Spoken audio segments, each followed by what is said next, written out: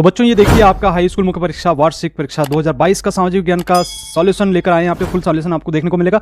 यहाँ पे जो आज पेपर हुआ है इसमें सबसे पहले वस्तुनिष्ठ प्रश्न दिए गए हैं, तो इसके आंसर हम देख लेते हैं कौन कौन से आपको करना था। इसमें सबसे पहला प्रश्न था कि फ्रेडरिक सारियू कलाकार थे, तो इसमें आपको सही आंसर लगाना था फ्रांस के, ये आपका ऑप्शन सही था। दूसरा प्रश्न है यहाँ पे आप देख रहे हैं, यहाँ पे प्रथम विश्व युद्ध आरंभ हुआ था, तो इसका सही आंसर है सन 1914 में आरंभ हुआ था। और तीसरा प्रश्न है मुंबई में प्रथम कपड़ा मिल स्थापित हुई, तो इसका सही आंसर है सन 1854 में, इसका ऑप्शन सही है। इसके बाद आप देख रहे हैं यहाँ पे प्रोजेक्ट टाइगर योजना कब प्रारंभ हुई थी, तो प्रोजेक्ट टाइगर जो योजना है वह सन 1973 में आरंभ हुई थी। इसके बाद आप देख रहे हैं यहाँ पे पांचवा प्रश्न, एक उद्योग जो चूना पत्थर को कच्चे माल के रूप में प्रयुक्त करता है इसको हम कहते हैं सीमेंट।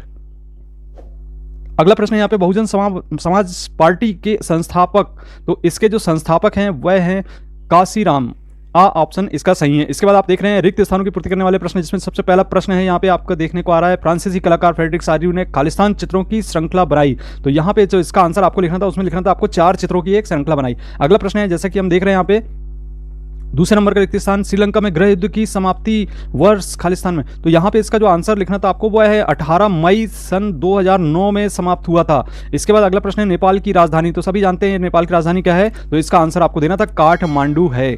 इसके बाद अगला प्रश्न देख रहे हैं आप यहाँ पे चौथे नंबर का, एक प्रजातांत्रिक सरकार खालिस्तान के प्रति उत्तरदायी है, तो यहाँ पे लिखेंगे आप इसका सही आंसर जनता के प्रति। इसके बाद अगला प्रश्न जैसा कि देख रहे हैं यहाँ पे पांचवें नंबर का, सांप्रदायिकता खालिस्तान के मार्ग में एक मुख्य बाधा है, तो इसमें सबसे बेस्ट आंसर था राष्ट्रीय विकास में के कार्य में, तो यहाँ पे राष्ट्रीय विकास आएगा इसका आंसर। और अगला प्रश्न है छठवें नंबर का, भारत में सर्वाधिक साक्षर वाला राज्य, तो जैसा कि हम देख रहे हैं इसमें हम जानते हैं कि इसका जो आंसर है वह होगा केरल। इसके बाद अगला प्रश्न है भारत में खालिस्तान अनुपात में श्रमिक असंगठित क्षेत्र में काम कर रहे हैं, तो यहाँ पे 94% अनुपात में।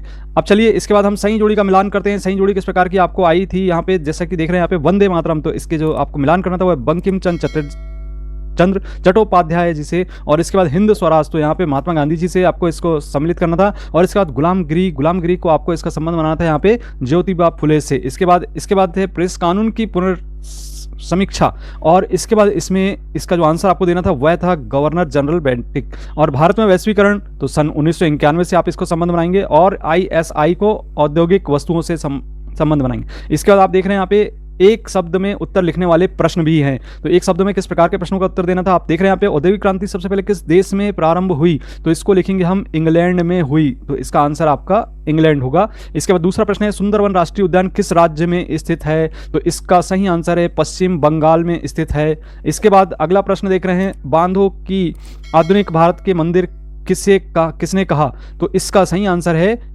पंडित जवाहरलाल नेहरू ने।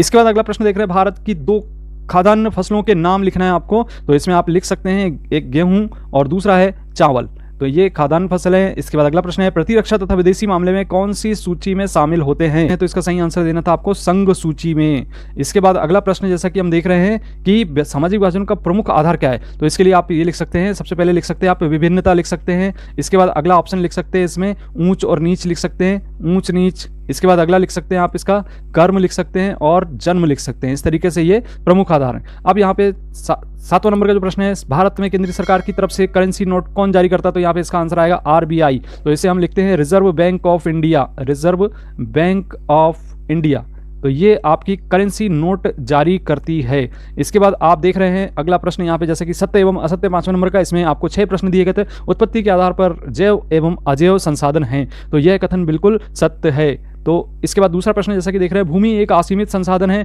तो ये सीमित होती है, इसलिए इसको हम कहेंगे ये असत्य है। इसके बाद तीसरा प्रश्न है एंथ्रेसाइड एक सर्वोत्तम कोयला है, तो बिल्कुल सत्य कथन है। इसके बाद अगला प्रश्न है बंदरगाह जल एवं थल के मिलन स्थल होते हैं, तो बिल्कुल सत्य कथन होगा यह भी। और यूरोपीय संघ का मुख्यालय ब्रुसेल्स में है, तो यह कथन भी बिल्कुल सत्य है। और लैंगिक असमानता के आधार पर स्त्री व पुरुष की जैविक बनावट है, तो बिल्कुल सत्य कथन है। तो इस प्रकार से ये थे आपको सत्य एवं असत्य कथन। और यहाँ पे आप देख सकते हैं कि प्रश्न पत्र में वैसे ही प्रश्न आए जैसा कि हमने आपको पूर्व के वीडियो में आपको इंपॉर्टेंट बताए थे, और आपको 3 अंक 4 अंक वाले महत्वपूर्ण प्रश्न दिए थे, तो ये आप देख सकते हैं किस प्रकार के महत्वपूर्ण प्रश्न आपको परीक्षा में आए हुए हैं। इन्हीं प्रश्नों को आप याद करके और अच्छे अंक अर्जित कर सकते थे, आपने याद किया होगा ऐसा हम आशा करते हैं, और आपका परिणाम भी बेहतर आएगा।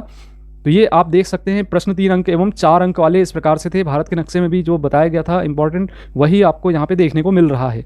और ये प्रश्न भी असहयोग आंदोलन, सविनय अवज्ञा आंदोलन, इसके भी हमने आपको इंपॉर्टेंट बताए थे और सुझाव दिए थे कि इन प्रश्नों को आप बिल्कुल याद कर लें। तो ये प्रश्न थे जो कि परीक्षा में पूछे गए और आपने बहुत अच्छा परिणाम इससे प्राप्त करेंगे। तो अब आप इसी प्रकार के कंटेंट से जुड़े रहने के लिए आप चैनल को जरूर सब्सक्राइब करें। मिलते हैं अगले वीडियो में। धन्यवाद।